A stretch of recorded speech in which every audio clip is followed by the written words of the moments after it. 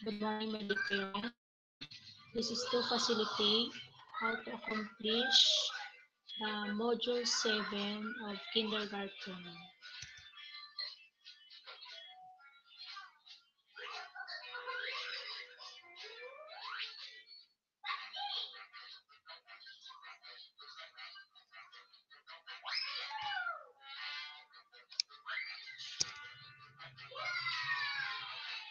Dito po sa Aralin 1, mga nagagawa ng mata.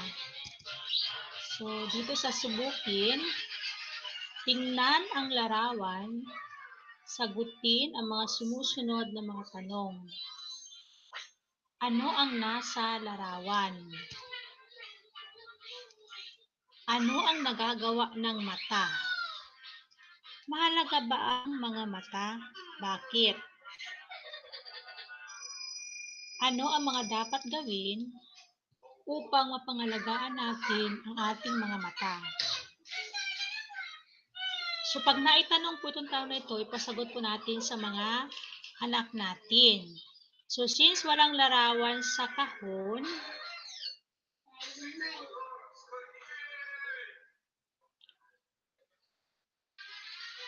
ipaturo na lang po natin sa anak natin ang mata. So, tanungin sila, nasaan ang iyong mata? Bilangin mo. Kabilang mo rin po yung mata. Tapos, itanong mo, ano ang nagagawa ng mata? Sasagutin ng bata. Pag nasagot na, tapos sabihin mo, mahalaga ba ang ating mga mata? Bakit? Sagot ng bata. Ano ang mga dapat gawin upang mapangalagaan natin ang ating mga mata? Oral po na gagawin ng bata ito. So, pag nagtanong ka, sasagutin po ng bata. Okay, dito po sa tuklasin, panuto. Bigyan ng booklet ang bata. Sa unang pahina, iguhit ng bata ang mga bagay na may iba't ibang kulay. Sa ikalawang pahina, gumuhit ng mga bagay na may iba-ibang hugis. So, maguguhit po sila. Sa unang pahina, yung mga bagay na may mga kulay. Sa ikalawang pahina, gumuhit po ng iba't ibang hugis. Yung natutunan po nila yan sa previous modules po nila, yung iba't ibang hugis at iba't ibang kulay.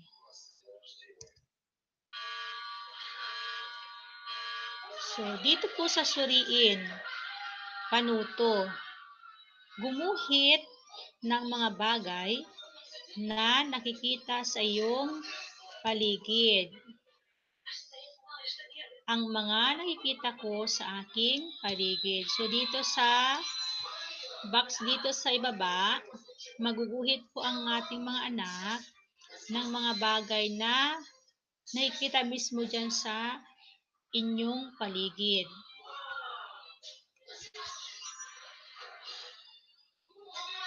So, dito sa pagyamanin, panuto. Alin sa mga larawan ang kaaya-ayang tingnan gamit ang ating mga mata? Kulayan ang mga ito. So, kung kaya-aya ang larawan sa paningin ng bata, kukulayan niya.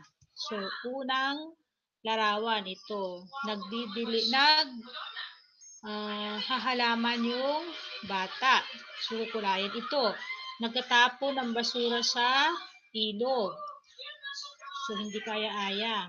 Ito naman, nagdidilig ng halaman. Ito, nagpuputol ng punong kahoy.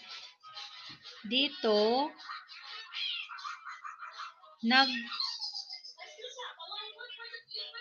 hahalaman din siguro yung bata dito. So, yung mga kaya-ayang larawan, kukulayan po ng anak natin. At yung hindi kaya-aya, wag pong kukulayan. Walang gagawin. Okay, sunod, isa-isip.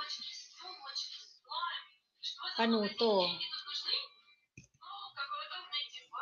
Kulayan ang mga larawan na nakikita sa ating paligid. So, kulayan yung mga larawan na nakikita sa ating paligid. Ito, meron ditong puso. Kukulayan ng pula. Bituin. Kukulayan ng dilaw. Pahay. Kukulayan ng berde.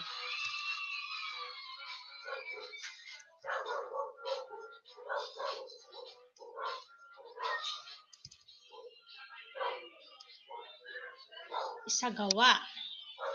Gumuhit ng linya papunta sa mata kung ang bagay at kailangan ng ating mga mata.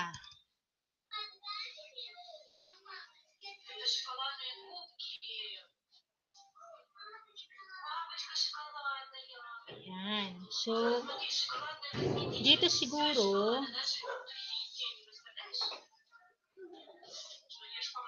dito sa isagawa, gumuhit na din niya papunta sa mata kung ang bagay at kailangan ng ating mga mata. Dito siguro sa sa isagawa, maguguhit siguro ang bata ng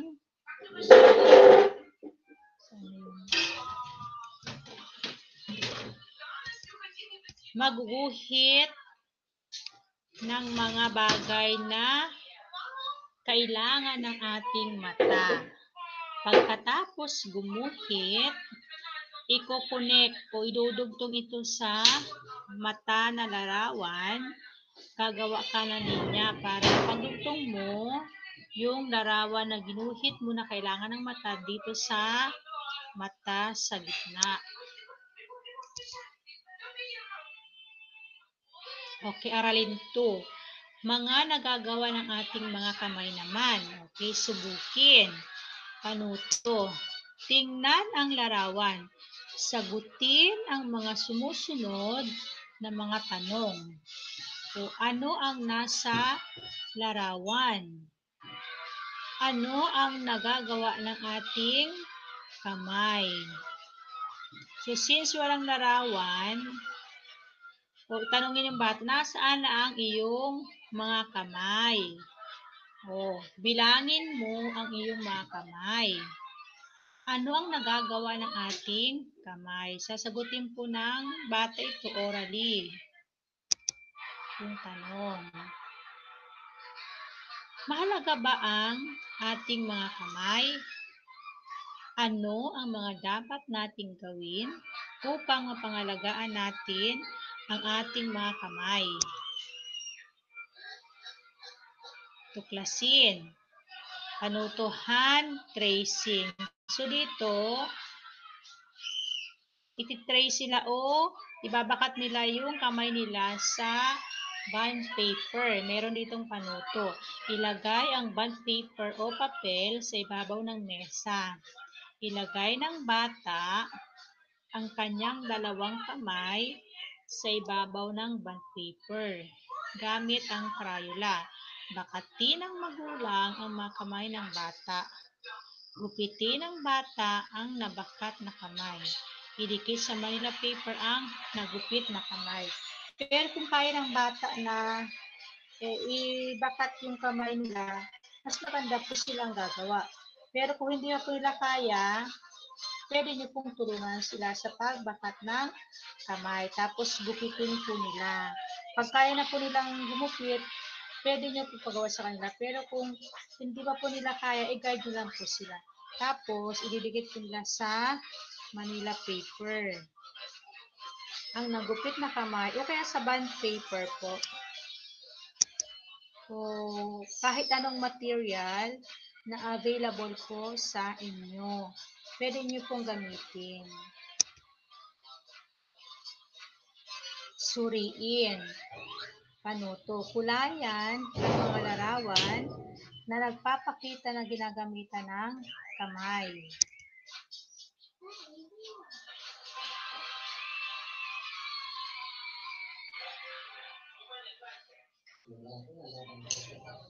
Pagyamanin. Idugtong ng guhit ang mga larawan na ginagamit ng kamay sa paggawa. O idudugtong mo yung idugtong ng guhit ang mga larawan na ginagamit ang kamay sa paggawa. Yan, idugtong niyo po yung larawan na nagpapakita na ginagamit ang kamay. Yan sa kamay sa gitna, no? Isa-isip. Panuto. Gumuhit ng 5 bagay na kayang gawin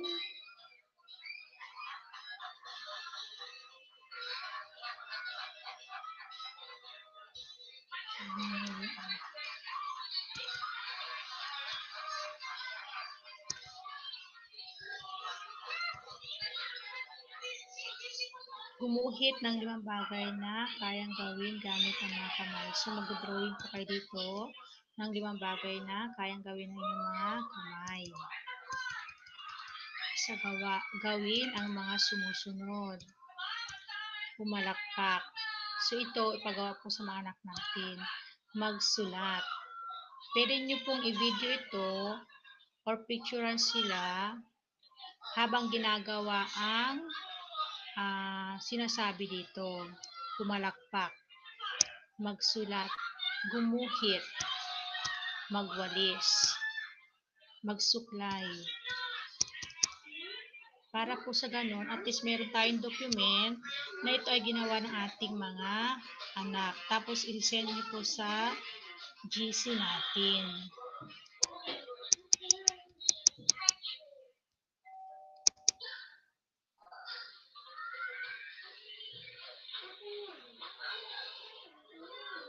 So, meron tayong rubrics. 5 ang nagagawang galaw ng kamay. So, 5 happy face. Kung apat na happy face, 4 ang nagawang galaw ng kamay. So, kung 3 nagawa, 3 happy face. 2 happy face, 2 nagawang galaw ng kamay. Isang happy face ang nagawang galaw ng kamay. So, kapag 3, very good. Kapag 2, good. Isa, fair. Aralin. Mga nagagawa ng paanaman. Subukin. Sagutin ang mga tanong.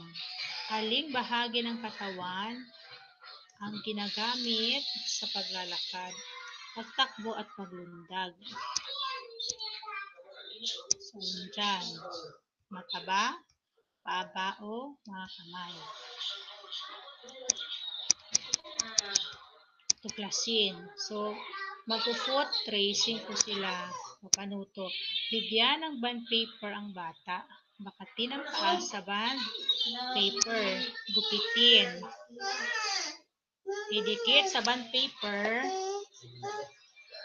ang ginupit na paa.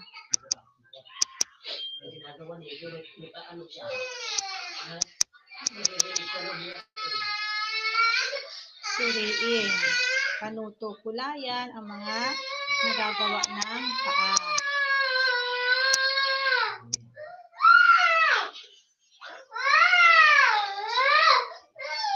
Yung mga ginagawa ng papo dito ang kukulayan. Pag hindi ginagawa ng paa, wag nating kukulayan po. Pagyamanin. Panuto, footprint. Sundin ang mga sumusunod na hakbang sa paggawa ng footprint. Bigyan ng coupon band ng bond paper ang bata. Paghaluin ang pintura at tubig sa palanggana. Iapak ng bata ang kanyang paa sa palanggana. Alisin ng bata ang kanyang paa at iapak sa bond paper. Patuyuin. Sulatan ng "This is my foot print." Gabayan ng magulang ang bata sa paggawa ng footprint.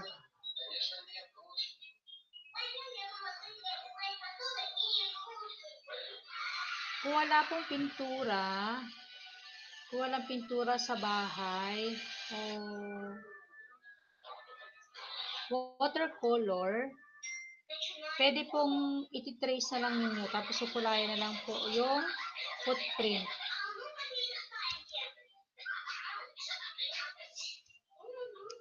Sa isip, panuto, idugtong ng linya ang nasa hanay A sa mga gamit ito na nasa hanay B. Tumatakbo, naglalakad, lumulundag, sumisipa,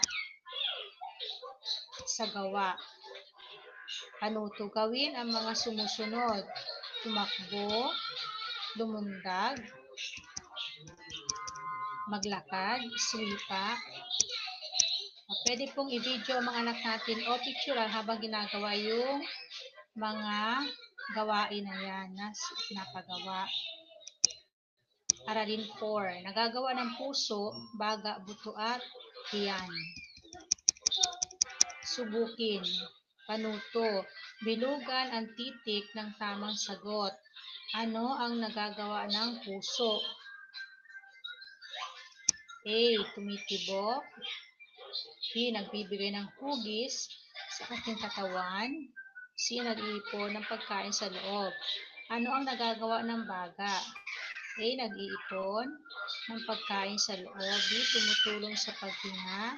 C. Nagbibigay ng hugis sa ating katawan. Tuklasin. Panuto, body tracing poster. Ano ang laman ng loob ng katawan natin?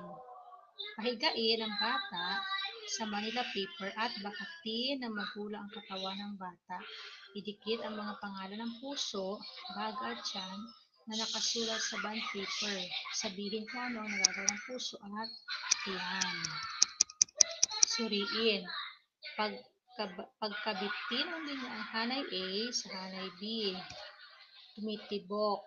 Pangalawa, tumutulong sa paghinga. Nagbibigay ng hugis sa katawan. Pinag-iimbakan ng mga pagkain. Pagyamanin. Panuto, tukuyin ang larawan na sinasabi sa kaliwa. Kulayan ang sagot. Ito ay tumitibok-tibok.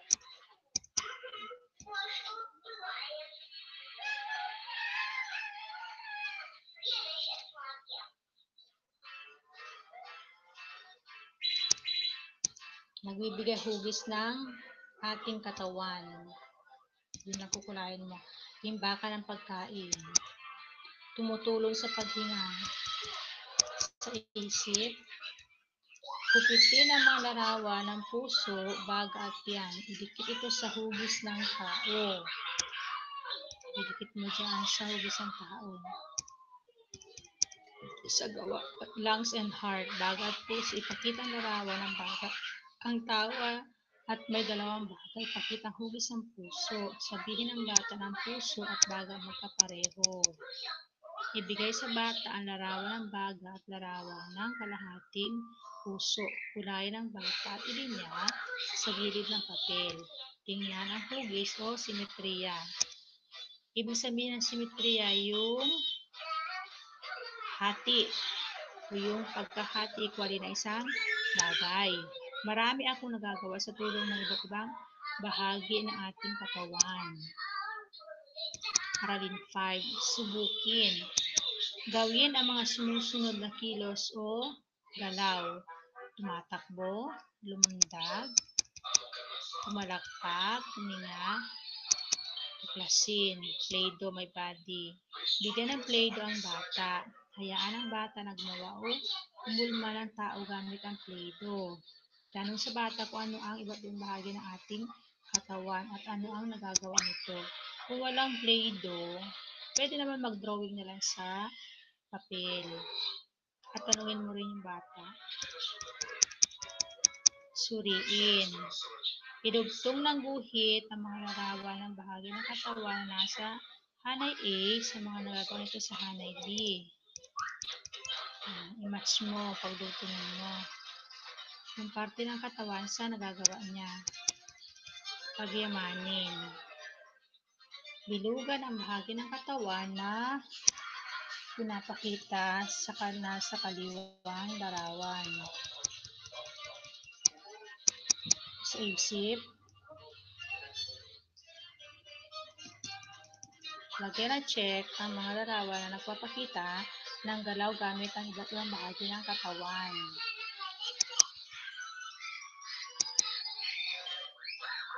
Sa gawa, panuto. Kulayan ang larawan na kapareho ng larawan na nasa kaliwa.